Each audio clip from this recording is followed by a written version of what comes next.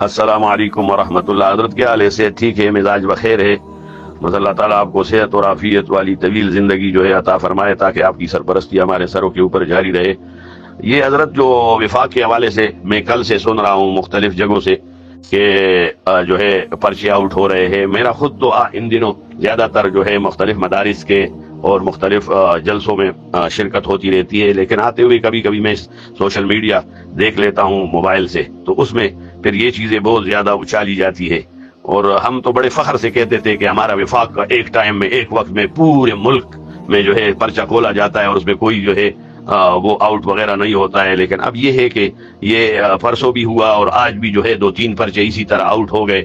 تو اس سلسلے میں تھوڑے سے سختی سے تحقیقات کرنی چاہیے کہ وہ کون سے لوگ ہیں جو اس میں انوالو ہے، چاہے وہ وفاق کے ہے، چاہے کسی مدرسے کے ہے، چاہے بیچ میں کوئی لانے لے جانے والے نظام میں ہے.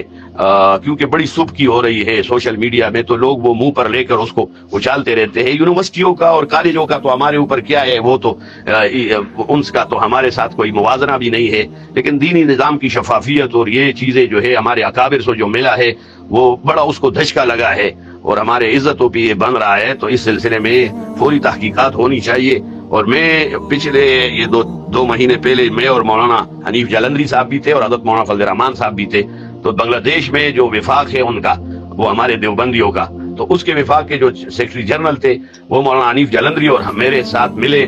انہوں نے یہ بات بتائی کہ ہم نیٹ کے ذریعے سے جب 8 بجے پرچہ ہوتا ہے 7:30 بجے پورے ملک میں بھیج دیتے ہیں. اور وہ کہتے ہیں ہمارے ساتھ 27,000 مدارس ہے، 26 یا 27، یہ کوئی فگر پورا مجھے اب یاد نہیں ہے.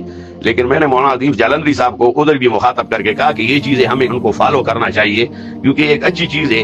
لیکن اس وقت پھر انہوں نے کہا کہ ہم بھی کوشش کرتے ہیں، لیکن یہ ہے کہ پہاڑوں میں اور دور دراز علاقوں میں نیٹ نہیں ہوتا ہے. بہرحال آج کے دور میں تو اب ہر کسی کے ہاتھ میں یہ موبائل ہوتا ہے، ہر کسی کے ہاتھ میں، تو اس چیز پہ بھی سوچنا چاہیے. لیکن جو مجرم ہے اور اس نظام کو معیار کے اندر رکھنے ڈال رہے ہیں اور اس کو جو ہے لوگوں کے اندر وہ اعتماد اور وثوق کے وہ چیزیں ختم کروائی جا رہی ہے، تو اس کو قراری واقعی سزا دینی چاہیے جو بھی حضرات ہے. بہرحال میں نے آپ کا لمبا وقت لیا ہے، لیکن مقصد یہی ہے کہ اس حوالے سے ہم جو ہے فکر مند ہے. اللہ تعالیٰ خیر کے فیصلے فرمائے. السلام علیکم. عرفان الحق حقانی، دارالعلوم حقانیہ، کھوڑا خٹک.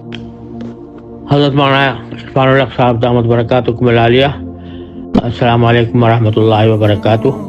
آپ کا درد مندانہ پیغام میں نے سنا.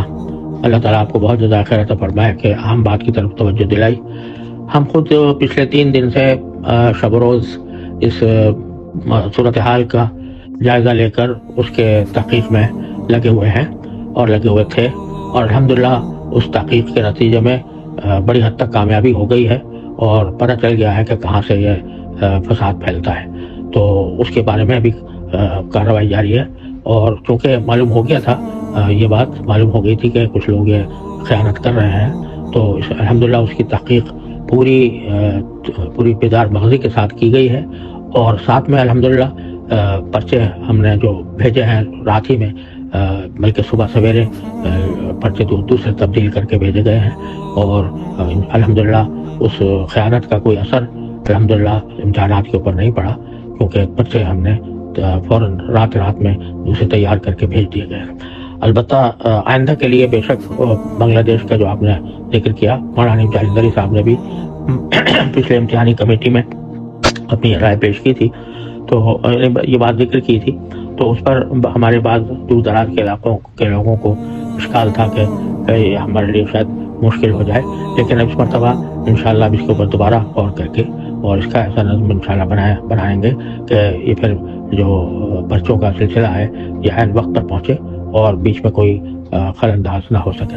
الحمدللہ اس وقت ہم نے اللہ تعالیٰ کے فضل و کرم سے ہمارے بہت ہی محنتی حضرات نے پتہ لگا لیا ہے کہ کہاں سے یہ سلسلہ ہوتا تھا. اس کے بارے میں کارروائی جاری ہے. اللہ تعالیٰ کے کرم سے آپ دعا فرمائیں کہ اللہ تعالیٰ ہمیں ہر شر سے محفوظ رکھے اور آئندہ ہم مزید اہتمام کے ساتھ ایسا انتظام کر سکیں کہ جس میں یہ رکھنا پیدا نہ ہو. والسلام علیکم ورحمۃ اللہ وبرکاتہ.